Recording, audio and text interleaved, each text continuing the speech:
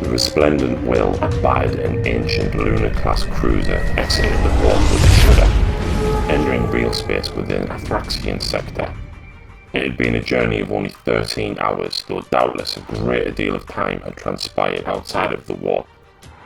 High Inquisitor Vendrella Sarthis took a sip of tea from an impossibly old bone china cup. Her sharp brown eyes scanned her desk for the chronometer, making sure that it had not experienced the misfortune of time dilation in the warp and has arrived at their destination tens or perhaps hundreds of years late.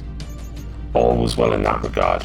16 days had passed, a figure well within acceptable tolerance, though admittedly her tolerance in general was very thin at present. She snatched up a cracked data slate, reading the missive within for the 100th time, perhaps the 1000th. A sense of bitter injustice, of black insult, gnawed in the pit of her stomach. She read it aloud to an audience of disinterested tech servants, sages, scribes, and penitents that made up her inquisitorial entourage. They knew enough to ignore her ranting by this point. Her pride was wounded, and that was better than their own flesh for an unguarded comment. She began to read, her tone insufferably scornful. From the Office of the Inquisitorial Synod, Ordo Xenos. Inquisitor Sarthis, conclude your research on the Dabhani moons and make haste to Athraxia Prime. The Consul Generous, Shem Chantress, has been assassinated. His shuttle has been shot down over the jungles there. Suspected Aldrani agents in vicinity. Investigate the crash site and enact any extermination protocols necessary. Captain Tarvik and several Deathwatch teams await you aboard the Aegis of Wrath, which is now en route to collect you. Determine why this request did not originate with the planetary governor, Lucius Quintrilis. The Chantress family stationed on Terra have petitioned me personally. The martyring of a decorated Imperial commander by Xenos attack is something that requires an appropriate response. Take all necessary steps. In the name of the Emperor, so it shall be done. Inquisitor Sarthis threw the data slate to the floor. An acolyte snatched it up wordlessly and returned it to her desk, drawing a wrathful look.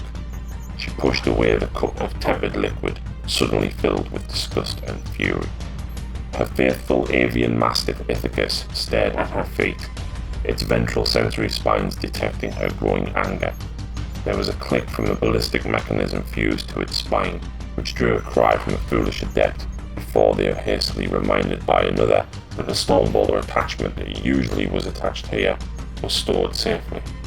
Sarthis reached a hand down to ruffle the plumage on the back of Ithacus' neck. She was very fond of her companion, far more than a gaggle of hangers-on and incompetence that the Ordo Xenos had sought to burden her with. Didn't they recognize her important work? She was so close to identifying the cause of disruption on Danbani. She had suspicions, such tantalizing expectations of who her opponents were. As the closest Inquisitor to the Athraxian sector, she was instead doomed to be waylaid on a fruitless hunt for a foe that probably wasn't even present. Everything was always blamed on the accursed Aldari. If a child tripped on Armageddon, it was a troop of rangers that caused it. If a servo harness went missing on Agrippina, it was the work of a fiendish Drukhari cabal. So much of her valuable time was wasted on the fancies of imbeciles, and now she was forced to allow her true quarry to escape while she was sent on another useless task. Ithacus screeched as her nails dug into its genetically modified flesh, but it knew better than to bite the hand that fed. Inquisitor Sarthis snapped out of her irritated thoughts at the cry and made a cooing sound to her favourite pet. There, my darling Ithacus. Whoever brought us to this steaming wasteland will rue the day they drew the attention of the Ordo Xenos. Yes, someone shall pay dearly for this.